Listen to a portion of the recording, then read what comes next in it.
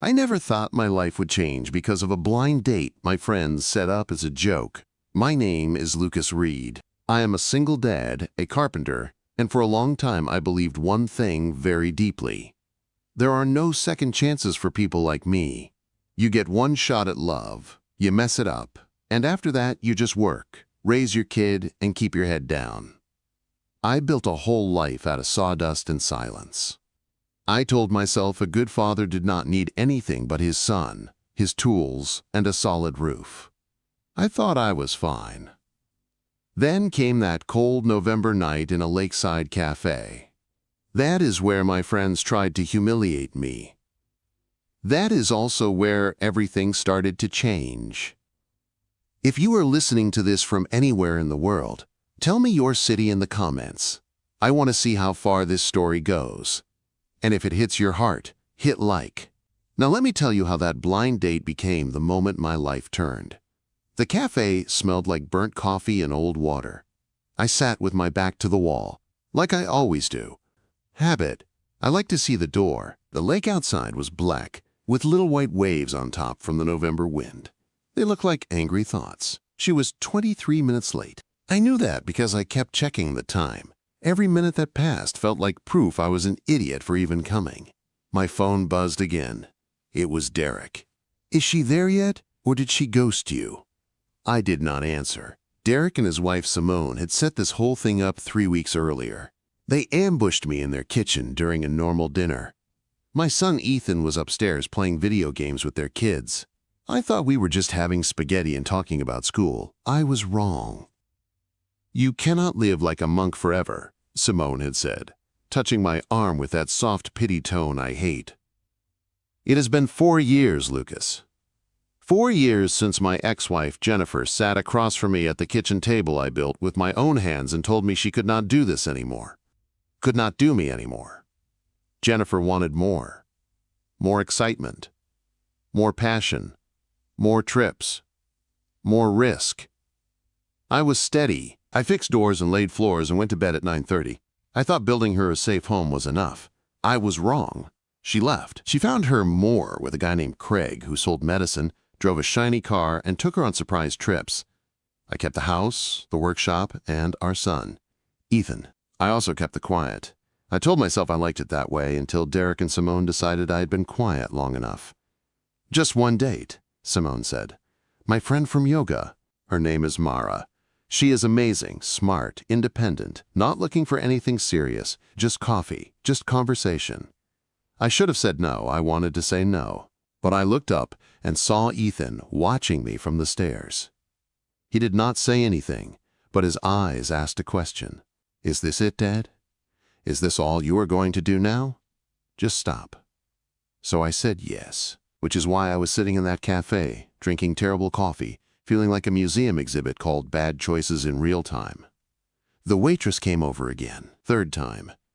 She was young, with purple streaks in her hair and a small nose ring. You want another coffee, hon? No, thanks. I reached for my wallet. Actually, I think I will take the check. Right then, the door opened. Cold air rushed in with the smell of wet pavement. And something else. Flowers, maybe. Light and clean. I looked up without thinking. She stood in the doorway, scanning the room like she already regretted coming in. She was tall, maybe a little under my height. Dark hair pulled back in a simple ponytail. Jeans. Boots. A canvas jacket that looked like it had seen real life, not just photos. No heavy makeup. No big show. Our eyes met. For a second, something passed between us. Not fireworks. More like this tired look that said, so they trapped you too, huh? She walked toward my table. I stood up so fast my chair scraped on the floor. Lucas, she said. Her voice was low and warm, a little rough, like she laughed a lot or drank too much coffee. That is me, I said. You must be Mara. She nodded, a quick, almost shy smile on her mouth. I am late. I know. I almost did not come. Then I thought that was rude. Then I sat in my car for 15 minutes, trying to decide if it was worse to show up late or not show up at all. I still do not know if I made the right choice. I felt my own mouth twitch. I was about to leave when you walked in. I convinced myself this was an elaborate prank. Is it? She tilted her head a little, studying me. The prank, I mean. I do not know yet. She laughed, a real laugh. Not nervous, not fake. I liked the sound of it. We sat. The waitress came back, and Mara ordered black coffee. No sugar, no cream. I respected that. When we were alone again, she leaned back and looked at me straight on. Okay, she said, so here is what I think. Our friends have decided that being single is a disease. They have tried to cure us without permission. We have two options. We can sit here for 30 minutes, talk about weather and favorite movies, then tell them it did not work. Or, I asked, or we can be honest, admit this is weird, and actually talk like real people. Something in my chest loosened.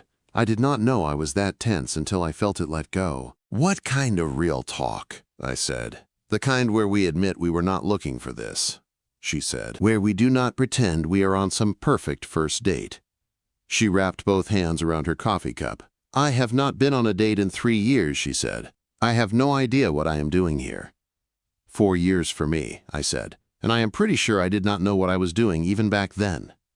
Divorce, she asked. Yeah, you.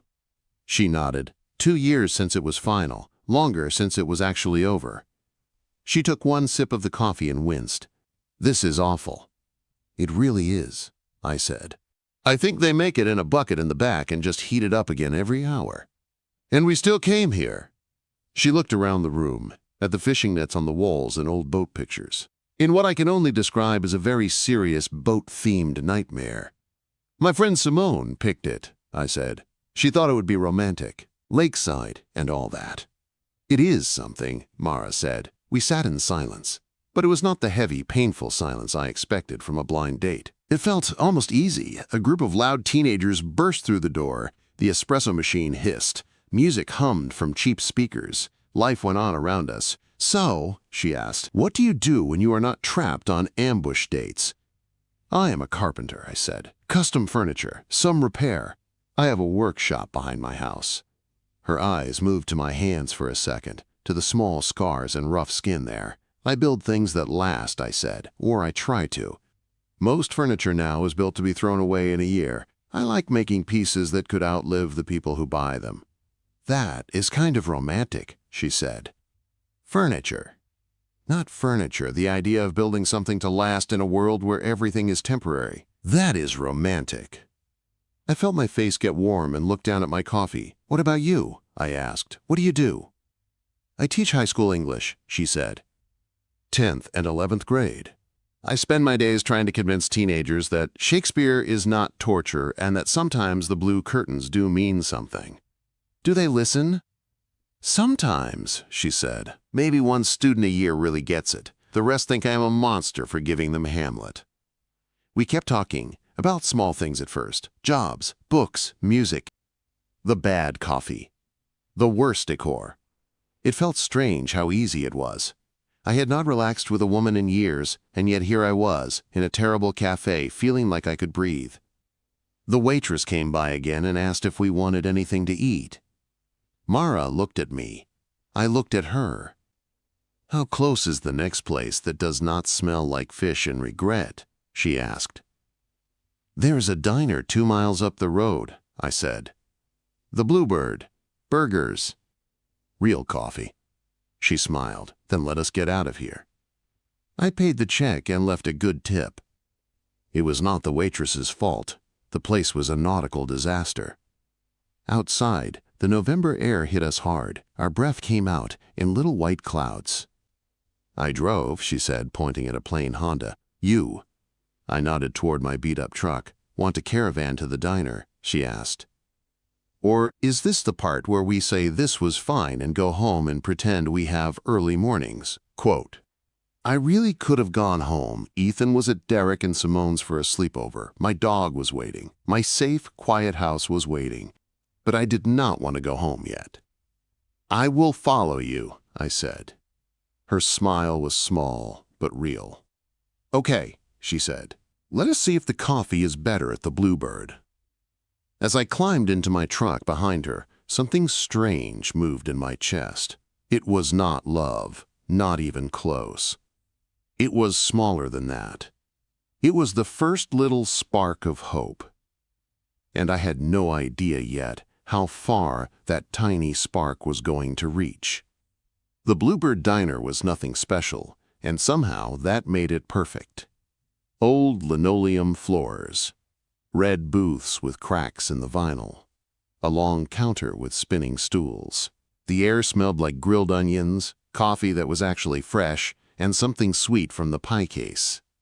We slid into a booth by the window. A tired waitress in her 50s brought 2 mugs of coffee without asking, like she had done this 1,000 times.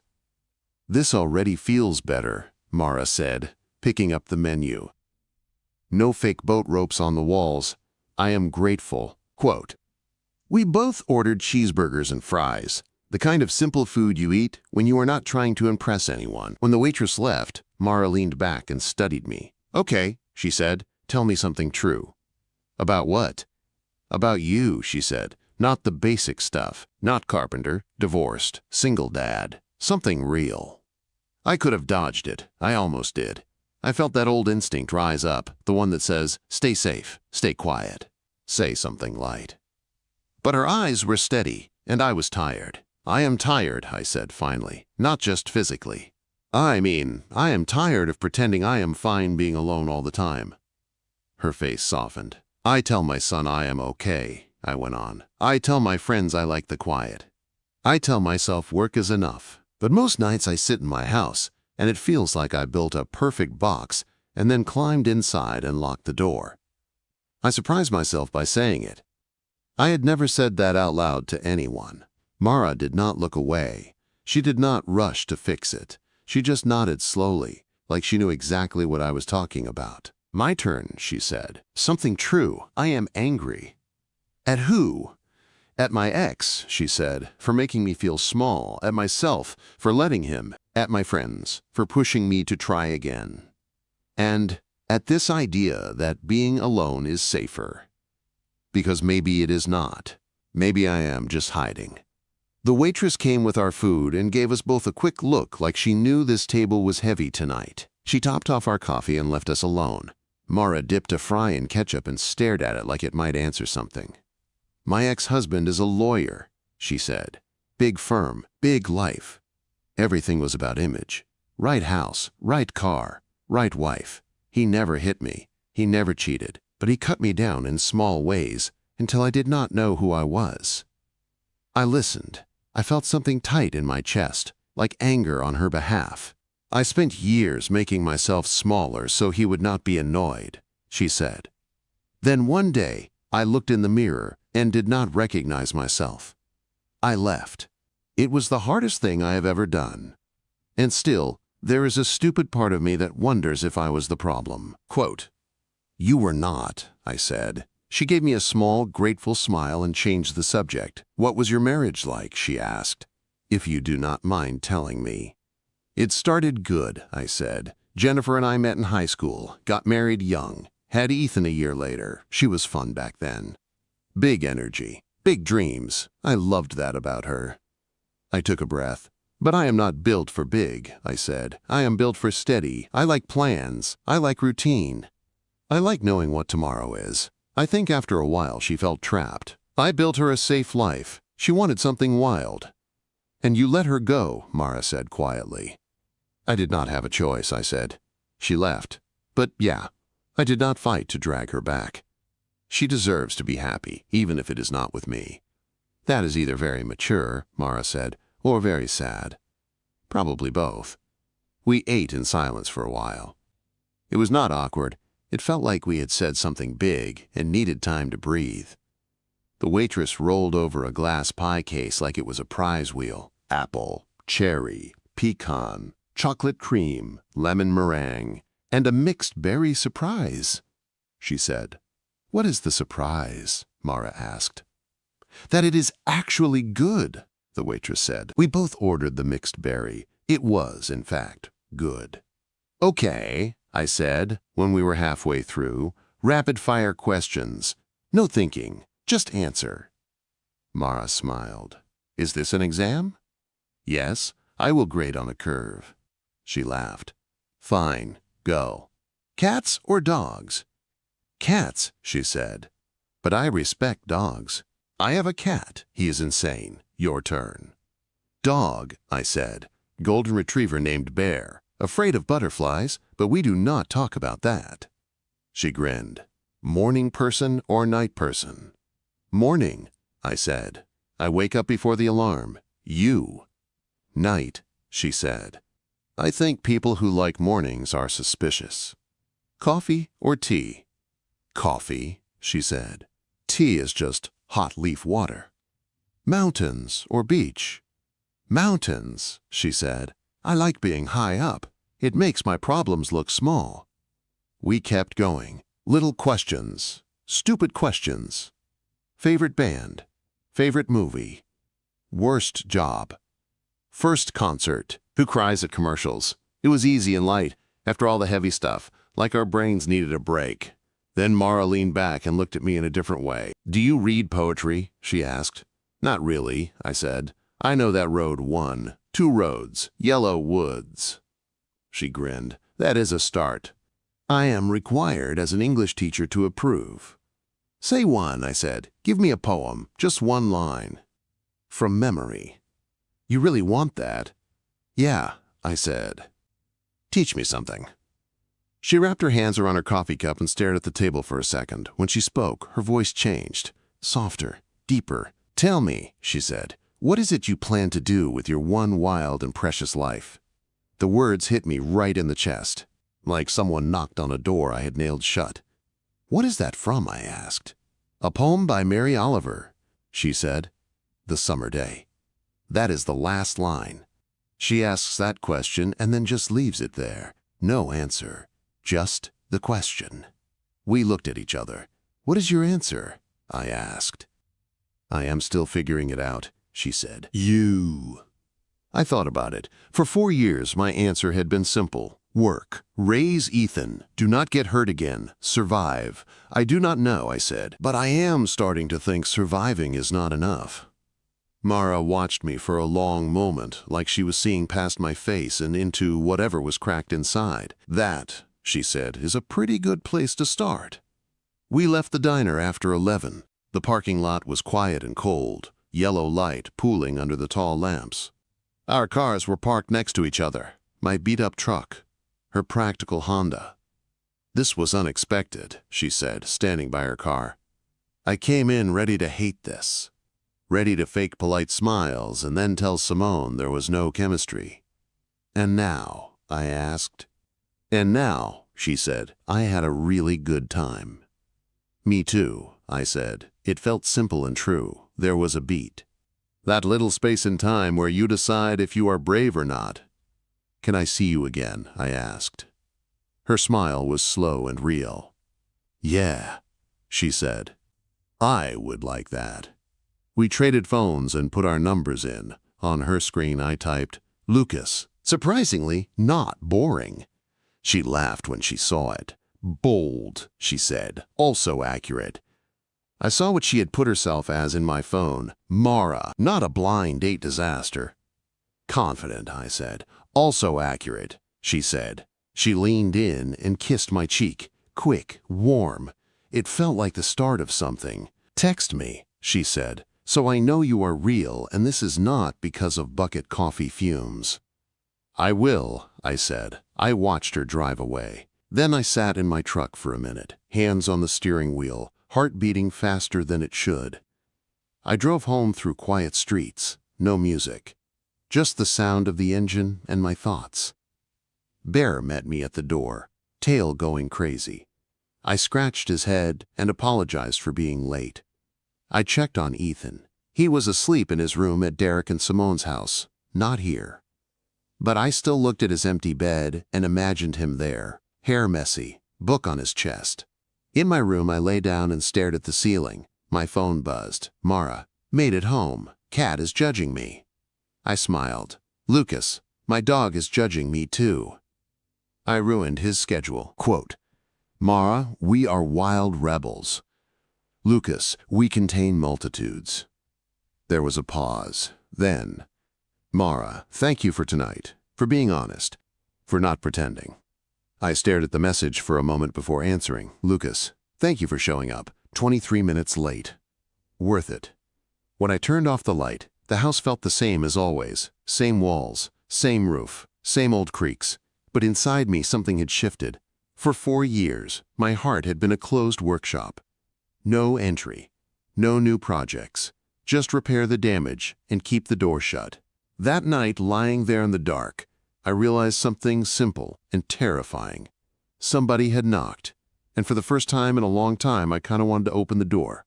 The next few days after that first date felt strange. My life looked the same from the outside. I still woke up at 5:30. I still made coffee, packed Ethan's lunch, and worked in my shop. I still measured twice and cut once. But my phone was not as quiet anymore. Mara and I started texting the next morning. At first it was small things. How is the bucket coffee hangover? I think my taste buds died, but I will recover. How many teenagers hate you today? 17. That is a good day. By Sunday night, we had shared music, book quotes, and 3 different pictures of Bear sleeping in ridiculous positions. I did not remember the last time I smiled at my phone that much. Wednesday morning, I was distracted at breakfast. Ethan noticed. You are staring at your cereal, he said. You going to eat it or just vibe with it? I am thinking about work, I said. He raised an eyebrow. At 11, he already had that look from his mother, the one that saw through everything. This is about the lady from the blind date, he said. I almost dropped my coffee. How do you know about that?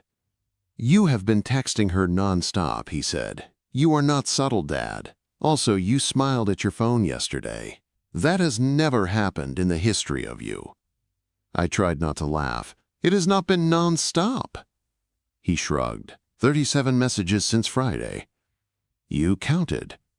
I am very good at math, he said. Are you seeing her again? Yeah, I said. Tonight. Her name is Mara. She is a teacher. Is she nice? Yes, she is. He thought about that while he chewed. Then he nodded. Good, he said. You have been sad for a long time. It is about time you did something about it. The words hit me harder than I wanted to admit. I thought I had hidden it better. The long, quiet evenings. The way the house sometimes felt too big for just 2 people. Oh, it was not that sad, I said. He just looked at me. Dad, he said, you alphabetize your sandpaper. You color-code your drill bits. The only place you go is work in my school. That is sad. I could not argue with that. After I dropped Ethan at school, I went to the workshop. I tried to focus on the dresser I was building for a client, but my mind kept going back to my phone. At 2 in the afternoon, it buzzed. Mara, change of plans. I froze for a second. Change of plans could mean anything. Everything okay, I typed. Better than okay, she replied. But I had an idea. Are you free now, instead of tonight?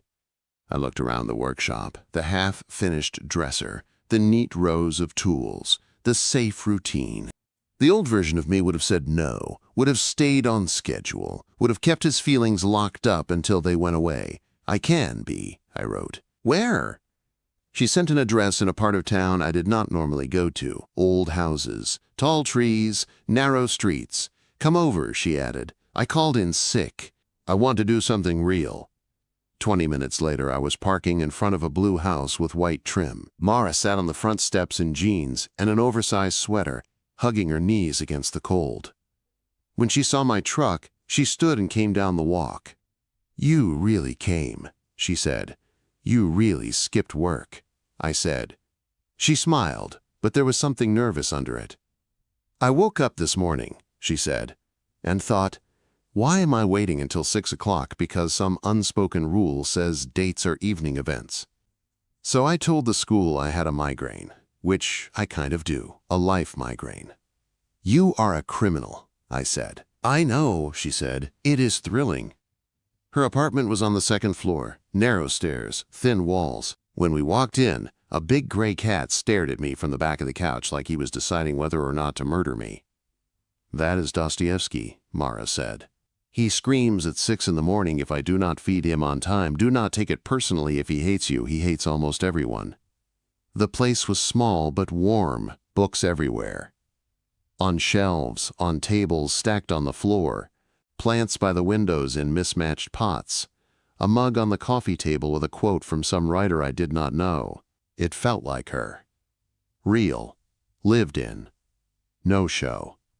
The kitchen was barely big enough for 2 people, but she had laid ingredients out on the counter: pasta, tomatoes, garlic, basil, olive oil. A bottle of red wine. Full honesty, she said, tying an apron around her waist. I am a terrible cook. I can burn scrambled eggs, but I bought these things and watched a video and thought maybe we could try, or we can just order pizza and pretend. I can cook a little, I said, rolling up my sleeves. Not fancy. Enough to keep Ethan and me alive. My grandfather believed a man who could not feed himself was only half raised. Then teach me, she said. In return, I will pretend the food is good even if you burn it. We moved around each other in that small kitchen, bumping shoulders and laughing when we reached for the same drawer. I chopped garlic. She chopped tomatoes badly. She poured wine into 2 glasses that did not match. Tell me about Ethan, she said as the pan started to sizzle. You talk about him like he is your favorite thing in the world. He is, I said. He reads more than any kid I have ever seen, talks like a tiny professor. Makes me feel dumb at least twice a day.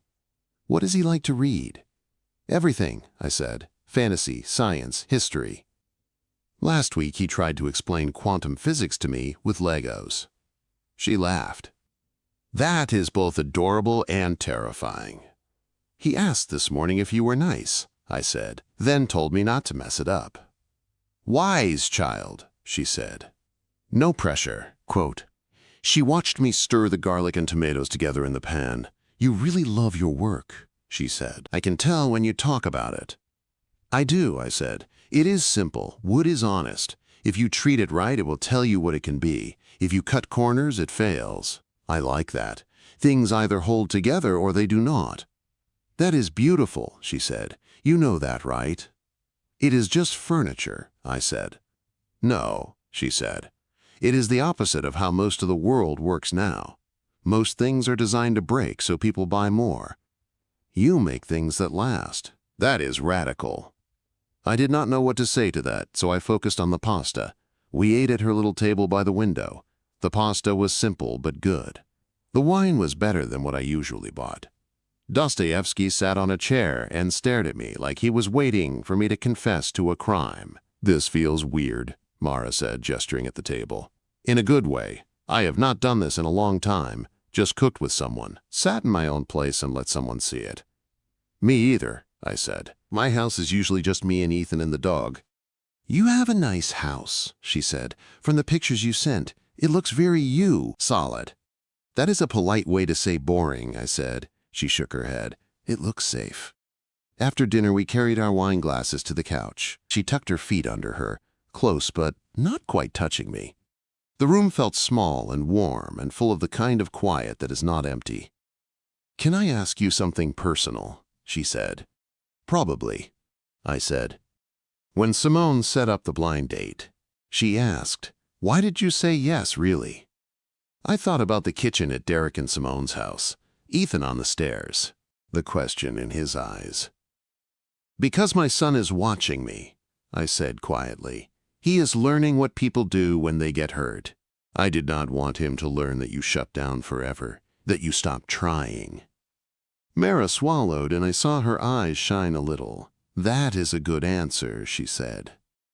And I am glad you do not want to shut down, even if this is scary. Is it scary for you? I asked. I am terrified, she said. Last time I let someone in, he used my soft spots against me. I am scared I will repeat the pattern, but I am also tired of being scared. She turned, so she was facing me fully now. The truth is, she said, I like you. I like how steady you are. I like that you listen. I like that you talk about your son with so much pride, and I do not know what to do with that. My heart was loud in my ears. I like you too, I said, more than I expected to, faster than I planned to. Bad planners, she said, both of us. We watched each other for a second. The space between us felt charged.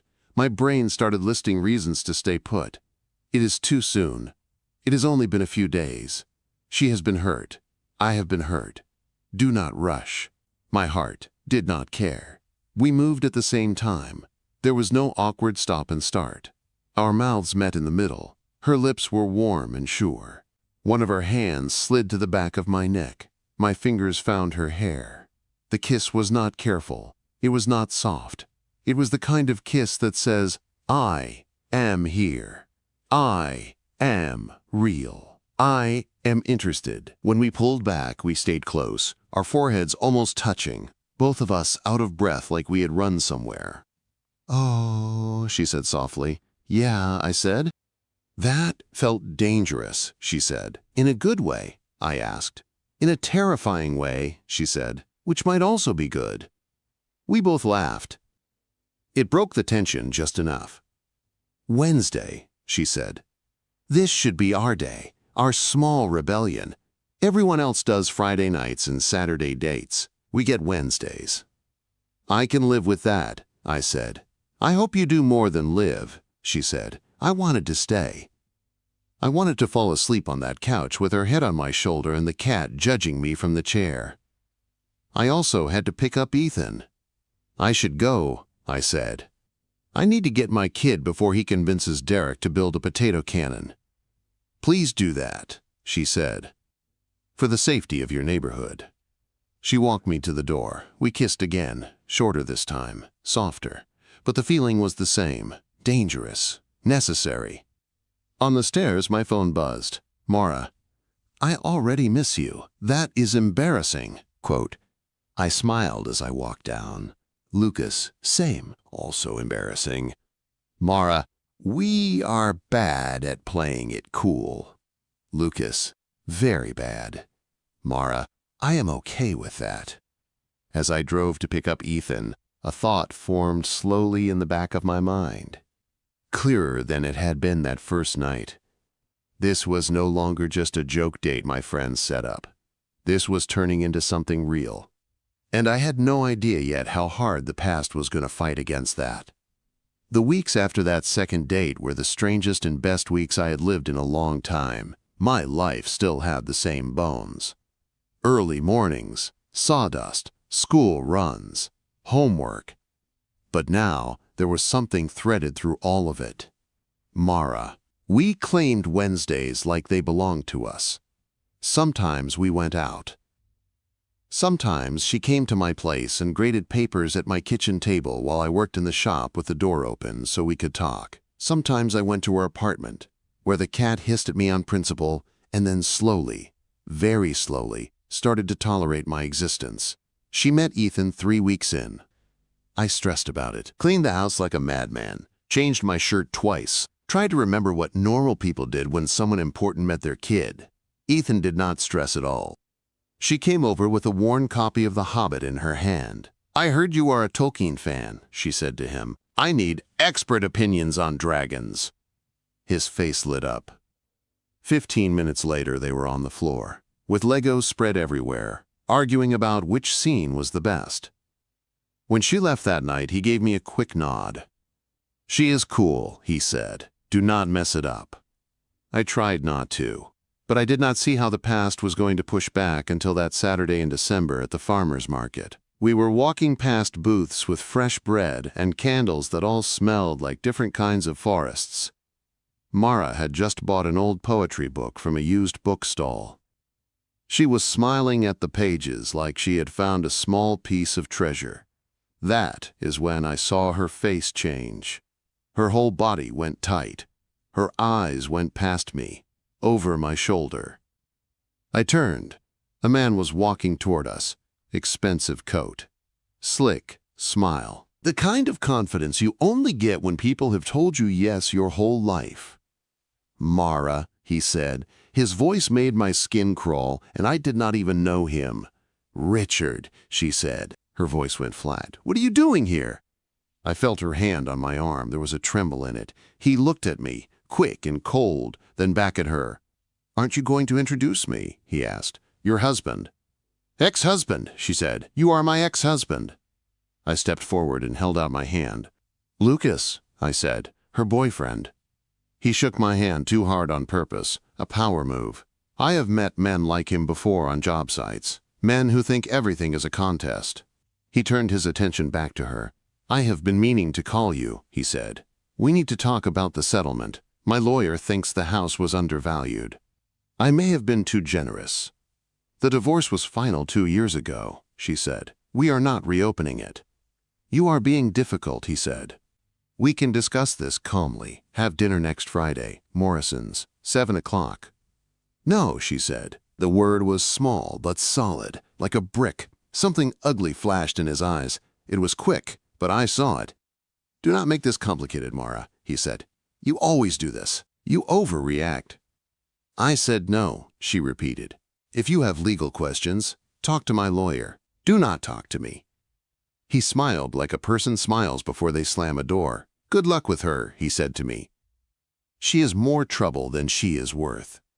Then he walked away. We stood there in the middle of the market while people moved around us like water. Mara's hand was still on my arm. It was shaking now. "I am sorry you had to see that," she said. Her voice was tight. "I am sorry I fell apart because he said a few words to me." "You did not fall apart," I said. "You stood up to him. You said no. You walked away. That is not weakness." "It feels like weakness," she said. Her eyes were shiny and angry, and I could tell the anger was mostly at herself. She did not want to go back to her place. She did not want to be alone. So we went to mine. Inside my house, she went straight to Bear and knelt on the floor, hugging him like she was trying not to shake apart. I made coffee because it was the only useful thing I could think to do. "Can I see your workshop?" she asked after a while. "I need to look at something that makes sense." We walked out back. The workshop has always been my safe place. Tools in their spots, projects lined up. The smell of wood and oil. It is where the world makes sense to me. She walked slowly around the room, touching the edge of a table here, a bookshelf there. Her fingers stopped at the dresser I was finishing. She traced the joints. "This is beautiful," she said. "Thanks," I said. "It is almost done." "Do you have something that is just yours?" she asked. "Not for a client. Something you built for no reason except you wanted to." I pointed to the corner where a drop cloth covered a shape. She pulled the cloth away and saw the rocking chair. I had been working on it for a year. Walnut wood. Smooth curved arms. A simple hand-carved pattern on the back. Every joint tight. Every line clean. "Lucas," she whispered, "this is art." "It is just a chair," I said. "No," she said. "This is what you do when nobody is watching. This is you." She sat down and rocked gently, her eyes on mine. "Thank you," she said, "for showing me this, for bringing me here, for being steady when I am not." Then she got up, walked straight to me, and put her hands on my chest. "I am falling for you," she said. Her voice shook, but her eyes did not look away. "I know it is fast. I know it is scary, but I am, and it terrifies me." My heart slammed against my ribs. I had wanted to say those words for days, weeks maybe. "I am falling for you too," I said, "and I am just as scared." She let out a shaky breath and laughed once. "We are a mess," she said. "Yeah," I said, "but we are our mess."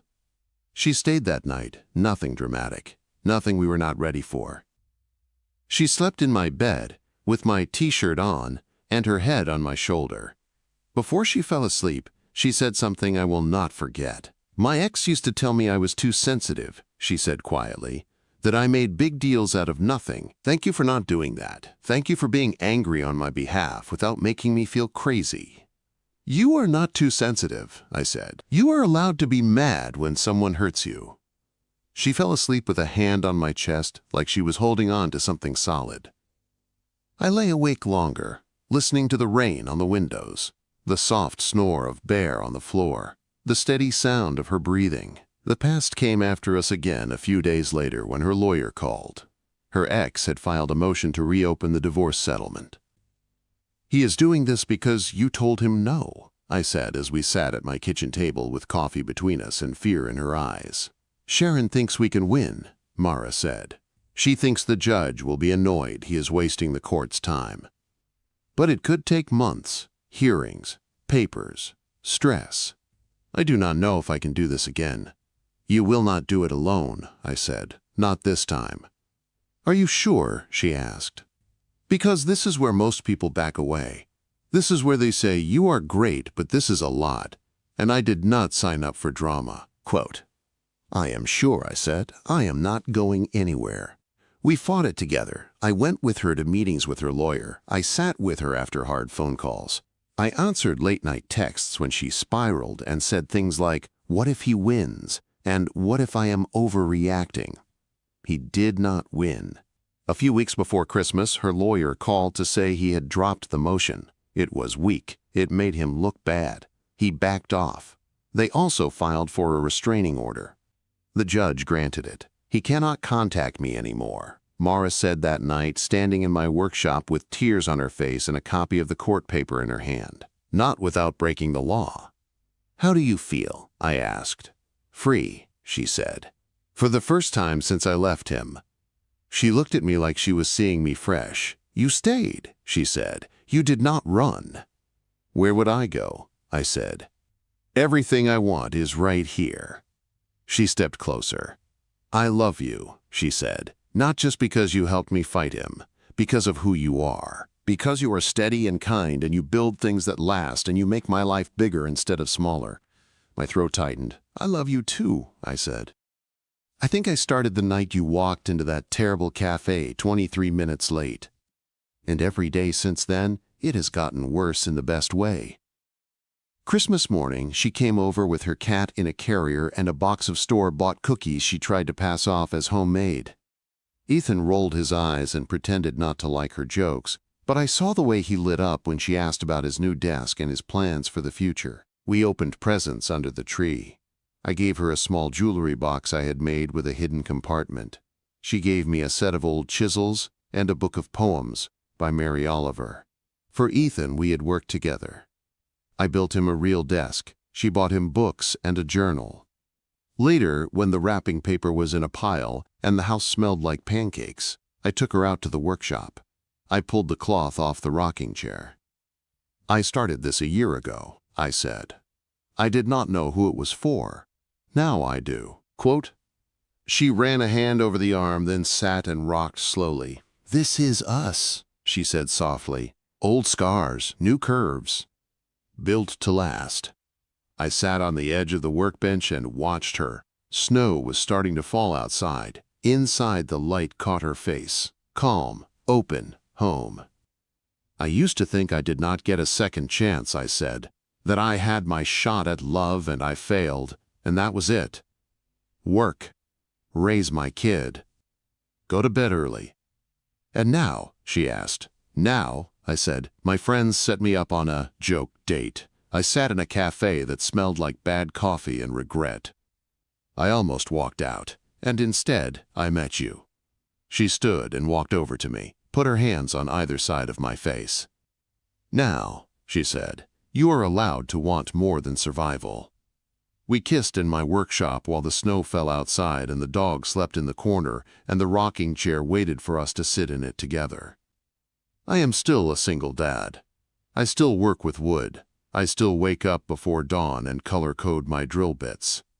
But now there is more. There is a woman who came in late to a blind date and walked straight into the locked room of my life. There is a kid who tells me not to mess it up. There is a cat who still hates me, but a little less each week. And there is this simple truth I never thought I would say again. I am in love. So if you are listening and you think it is over for you, that you missed your chance, that you only get one shot at love, hear this from a guy who built walls out of fear and then watched them open because of one unexpected night. Sometimes your friends set you up as a joke. Sometimes you sit in a bad cafe and think you are being pranked. And sometimes that is where everything beautiful finally begins.